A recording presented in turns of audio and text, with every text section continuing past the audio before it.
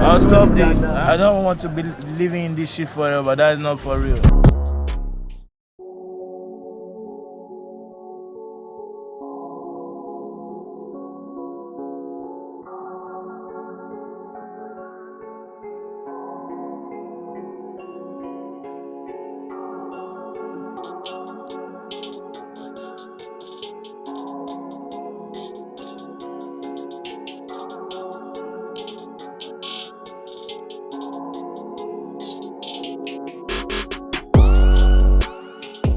Thank you so much for coming on the program, Health 247. Thank you, it's my pleasure. All right, we have the Director of Media and Advocacy, NDLEA. He is Femi Babafemi, and he's going to be telling us about the World Drug Day, which is forthcoming. So you're going to enlighten our viewers on the significance of the day. So please take us through on that. The International Day Against Drug Abuse and Illicit Drug Trafficking, otherwise known as the World Drug Day, is a day that has been set aside by the United Nations every year. That's the 26th of June every year, to raise awareness about the dangers of substance abuse and illicit drug trafficking. At the same time, also set agenda for another 12 months. For instance, that's why every year a theme is released or is brought out for the world to focus on, to work towards achieving certain developments or certain strides in that regard. And for the year 2024, the current one, the theme is the evidence is clear, invest in prevention. So every year it changes. Just about 2 years ago, I think it was share facts about drug, save lives. So every year this changes, and basically raising awareness about the dangers of substance abuse, and also getting countries all over the world to work together towards the elimination of substance abuse and illicit drug trafficking all over the world. So you have been, we know you as the media and advocacy of NDLEA. So can you tell us what mission NDLEA has for it? The agency was set up over 3 decades ago to curb the production, processing, cultivation, trafficking, and dealing in illicit substances. Basically, that's just in short, that's what the agency was set up to do, and that has been what the organization has been doing for this past 3 decades that I said. That is, you have 3 major planks. That is the drug supply reduction, which takes care of actually the law enforcement responsibility or duty of the agency. That is where you have the arrest, the investigation, the seizures, the prosecution, and the forfeiture of assets of drug traffickers, the barons, and the big guns in the drug underworld. The other hand, the other leg of it is the drug demand reduction, and that is the one that takes care of prevention, treatment, care of those who abuse illicit substances. First, to cut the demand, that is through awareness. Awareness is actually the key factor when it comes to prevention, because when people are aware of the dangers of certain things or certain drugs, when they are confronted or they come under the pressure to abuse such, they will have to think, they will have to remember there are certain, they face certain dangers if they go into that. So that's part of our responsibilities. That's raising awareness about substance abuse under our drug supply, under the pillar of drugs demand reduction duty or responsibility of the agency. So far, what has been the challenges that the NDLEA has been facing in combating trafficking and as well as drug-related drug abuse as well? The worldwide, the fight against drug abuse and illicit drug trafficking, it's a challenging one.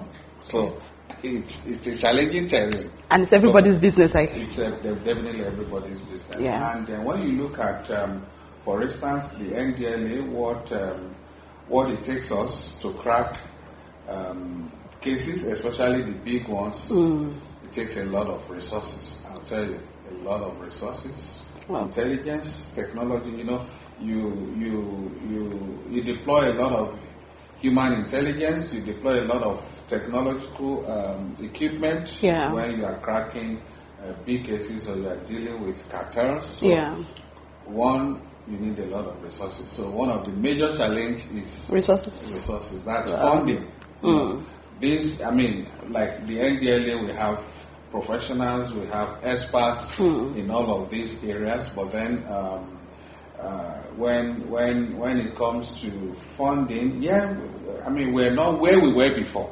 Now, government has really been supporting, has really been helpful to the cause of the agency, but then it's never enough because you are dealing with people. This is a multi-billion-dollar industry. So you are dealing with people that have quite a lot of money to spend, and to be able to stay steps ahead of them. You also need to spend a lot. You also need to spend a lot in terms of gathering intelligence, in terms of deployment of technology and all of those things. So, a major challenge is it's resources. That is funding. Another thing you can also say has to do with the people themselves. For instance, in communities, the people that sell illicit substances, they are not from outer space. Really? They live in communities. Wow. And a lot of them also do this business in those communities. So that's why one of the major strategies of the NDLEA is under our War Against Drug Abuse Social Advocacy Initiative is the whole of society approach. Okay. Meaning that we want people to see this problem, not that of President Tinubu, not that of General Mara, not that of NDLEA, not even that of the government alone, but as a collective problem. That's collective responsibility. When we look at it as a collective problem, then we all would have to join hands together to see how we can respond to it and tackle it collectively. So we still have that challenge of people actually taking it up as their own fight. And that's what we've been driving at since WADA was launched, June 26, precisely 3 years ago now. Wow. That's a social advocacy campaign that has taken us to schools, families, faith-based organizations, community-based organizations, getting everybody, mobilizing everybody to buy in and take ownership of the fight against substance abuse. But when we do that, we would not just fold our hands and believe that NDLEA has to come and do everything for us. It's true. In your own little corner, you have a responsibility, even if it's to tell somebody about the dangers of abusing illicit substances. That is something. It's true. You have equipped that person with some facts that can help that person in taking decisions, appropriate decisions, when faced with the pressure to succumb to substance abuse. So that's a major challenge that we're also contending with. But overall, I'll tell you, the key thing is funding. Even though, like I said, we have to appreciate, we have to acknowledge the fact that indeed government is doing its best and they are still continuing further support to the agency, and we're also not. We're also grateful, appreciative. We also appreciate our international partners. That is those in the U.S. that have been supporting Bureau of International Narcotics and Law Enforcement, the U.S. State Department, as well as the U.S. Drug Enforcement Administration. We also have our partners in the UK, like the Border Force and the National Crime Agency, the French, the Germans, quite the European Union, UNODC, that's United Nations Office on Drugs and Crimes. We have quite a lot of international partners, as well as our local stakeholders in Nigeria, like the armed forces, the police, the customs, the immigration, the NFIU, the civil defense, all of these people. This is a collective thing. So we work in partnership with quite a lot of partners internationally and locally, a lot of our stakeholders. All right, viewers, it's been the Director of Media of Advocacy NDLEA, Femi Babafemi, who has been taking us through on this topic, celebrating the war or marking the World Drug Day. We're going to go on a short break, and when we return, we'll tell you more about the day. Stay tuned.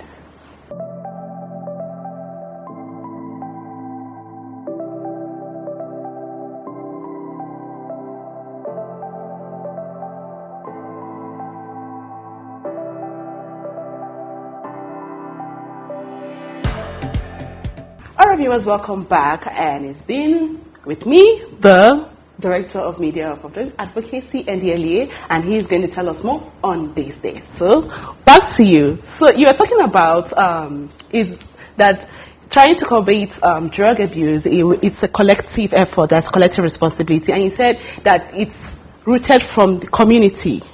So, telling us rooted from the community, how do we educate, enlighten the people about this, especially those in the rural setting? Because we know that most of all these illicit drugs, they are being grown in these communities. So how has NDLEA tried to, go to all these communities and try to educate them about the harmful effects of the illicit drugs? Yeah, absolutely. I'll tell you that that's one of the major things that the agency has done excellently well. That is raising awareness, and I'm sure what you are doing now, is also part of that awareness creation. Yes. And like I told you before, I said on June 26, 2021, that's about 3 years ago now. We had a social advocacy initiative program that was launched, that was created. It's like a vehicle through which we mobilize everybody, irrespective of where you are, who you are. Where you're from. And we start from the families. Educating them, letting them know about the problem of drug abuse, letting them know why parents at the family level have to be good parents, have to be intentional about raising their kids, about the dangers of substance abuse. So the things to look out for in the character, in the disposition, and the behavior or change in behavioral pattern of their kids. Now, beyond the family level, we also go to faith-based organizations like worship places, the churches, the mosque, to tell them about this as well. Beyond worship places, we also go to community-based organizations to work with them to take this message. You talk about communities. Yes. To take the message to them about the dangers of whether cultivating, processing, or dealing in this illicit substance, or even abusing it.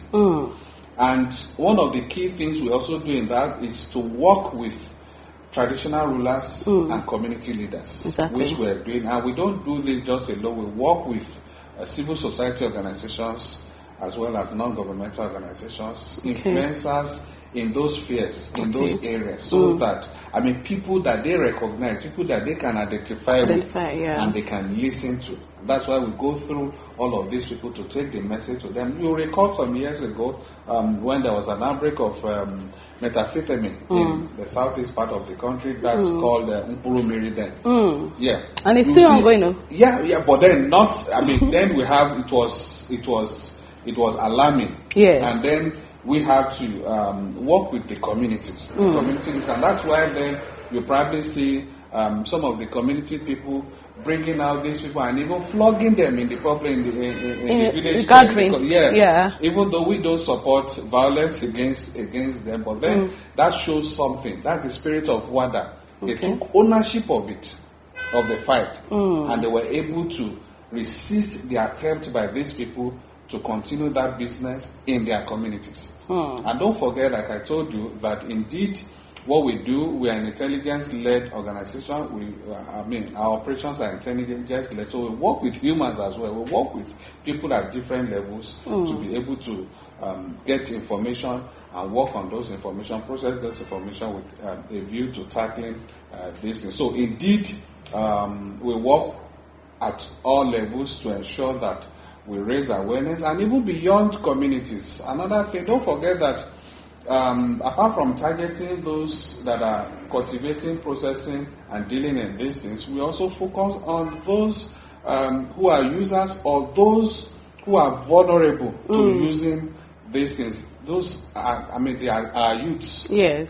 And one of the things the agency has also developed is, because when you look at our youth population, they spend a lot of their time on social media. It's true. So one of the things we have also done is to take a campaign to the social media. And that's why you see the NDLA is very big on social media, whether all the apps, whether on Facebook, TikTok, X, and Instagram, all of the YouTube, all of those places were fully there. And we even, to further enhance our relationship with them, our conversation with them, every Friday for the past, by this Friday, we'll be having the 100th edition of our conversation on X. That's, we call it the X Space. Okay. So we engage with them there. There we bring experts from within the NDLA, from outside of NDLA, to have conversations with them, and we're open to answering their questions. And we also bring people that have that are recovering. Users that are recovering or that have recovered, so that they can come and tell their stories. You know, when they tell their stories, pathetic stories, you need to listen to this, you need to be part of this conversation. Pathetic stories, you know, you'll be moved, and then people will understand that way because they are hearing directly from somebody that has been impacted, that has been affected. Yes. Because when somebody tells you that I've been in need for 20 years, imagine. You can't go out of, they are in and out. And you have repented. Yeah, you are in and out. For 20 years, some 22 years. Some, in the course of that, they've lost their families, lost their jobs, lost their businesses. Some, at least I have seen one or two persons who dropped out of about 4 secondary schools, dropped out of 3 universities. Wow. Before they could ultimately graduate. In the kush, in the drink rum, in the papa smack. You know they eat. No, that next day, what go inside? Kawasia, and go inside and take a life. No, me other party the back. Now me other party the back. 9 mil aja. In back, na the same thing. I know them when I the friend, they will pass. So it's a lot of pathetic stories, and so we always bring people like that have recovered or that are still recovering to come and tell their stories so others can learn, so that they will know that. Because some of our young people, when you talk to them, they probably think, oh no, it's just periods, but it's not as if it's not a walk in the park. When you hear somebody that tells you that I've been struggling with this for 20 years, 20 years is not too today. much. Wow. So you will know that, if you have to struggle with drug abuse for 20 years, meaning that your life is static. You are not moving forward. Even if you have to move at all, it's backward, not forward. That's true. So nobody will want to go through that experience. So that's true. We try to engage them at that level so that they can understand the implications and the consequences of substance abuse. So indeed, we try to occupy or engage with every available space we can to get this information across to people. And for those that are already involved in abuse, we have also provided that we have treatment and counseling centers in about 30 of our commands across the country. Wow. And they can walk into any of those and get support. So are there places that they can easily identify? The centers? Of course, all the centers are listed on our website. Okay. And the contact numbers they can call. Apart from that, we also have a dedicated toll-free helpline that people can reach. We have right at the center. It's actually a call center where we have our experts, we have counselors there, we have psychologists there, we have psychotherapists there, we even have psychiatric doctors there. All of them working 24/7. Wow. Round the clock. Just on the every day. site, our viewers can, check. Yeah, the number is 0800 10 20 30 40. 0800 10 20 30 40. You call the line, it's toll free. And they can speak, it's language sensitive. If you can't speak English, Pidgin, they can also attend to you in Hausa, Yoruba, and Igbo language. So just to get it clear, for our viewers, especially those who are into it and they're looking for a way to come out, just to get clarification on how our viewers, especially those who are battling on how to stop taking illicit drugs, the number to call, that's the help center to call. The help center number to call is 0800 0800 10 20 30 40. Okay, so when they call the helpline, we have our experts on the other end of the line. Okay. That is counselors, psychologists, psychotherapists, psychiatric doctors, and mental health experts who would interview them, talk to them, review their case, assess their case, and then follow up with them. Some, all they need is teletherapy. That they can be treated right on the phone there. Wow. Every day they will talk to them, attend to them, and tell them what to do. That is teletherapy. And apart from that, if upon the assessment of the individual, they think the person needs to be checked into a rehab center, they have a map of all the rehab centers, whether public or private, across the country. Then they can then get your location and find the closest one to you and refer you there. When they refer you there, they follow up with you to see how you are doing there. And upon completion of your treatment, then they also help you to reintegrate you back to your family or into the community. One thing that this service does is it helps, because quite a lot of these people, like I told you, we have 30 treatment and counseling centers in our commands across the country. But we also know that a lot of people are afraid because of stigmatization of being judged. So they don't want to be seen walking openly. Openly. So because they feel, they will say I'm a drug addict or this and that. So that's one of the things why we provided that call center, so that you don't have that fear. You can sit in the comfort of your home, in your privacy, and talk to these people. You are sure of utmost confidentiality and even anonymity. They don't have to know your name. They just give you a code which they will be using to refer to you when they are talking with you. So that way, the fear of being judged or being stigmatized is out of it. That's really, and it's free. Interesting. And is it a continual process? Yeah, of course. Like they'll be monitoring you until you stop. That's why I say they walk you through recovery. Wow. They walk you through recovery. Wow. Some through teletherapy, some through referral to the nearest rehab facility, whether that of the agency, depending on the assessment, because they will ask you a lot of questions. Through that, they document you and assess your situation, the level of your involvement in substance abuse, the kind of drug you are abusing, all those kind of details. So they can then use that to form a treatment plan, design a treatment plan for you to help you through. So it's quite an experience, and we have quite a lot of people already making use of that system. All right, thank you so much for your time and your insight. Now I want you to tell our viewers your final words on this. Yes, my advice to our viewers is what we used to tell people. Please, if you have started abusing illicit substances, seek help. Because the earlier the better. That's true. Because it degenerates. So see it as any of those, just any other ailments, like people that have malaria fever, that have typhoid, that have hypertension, that have diabetes. They go to the hospital for treatment. So if indeed you are suffering from this ailment, please seek for help. We have already provided our helpline. And if you have not, please don't even try it. Don't even go there, because it is not a walk in the park. I've just said in my earlier comments that indeed we've seen people that have struggled with this problem for 20 years, for more than 20 years. In the course of that, their homes, their life, quite a lot of things are in ruins, destroyed. So, and you wouldn't want to, you wouldn't want to go through the same thing. And if you wouldn't want to go through this kind of, the pains, the ruins, and devastating effect of that, so we advise people, please, especially our youth, our young people, there's nothing to feel, there's nothing to gain from it.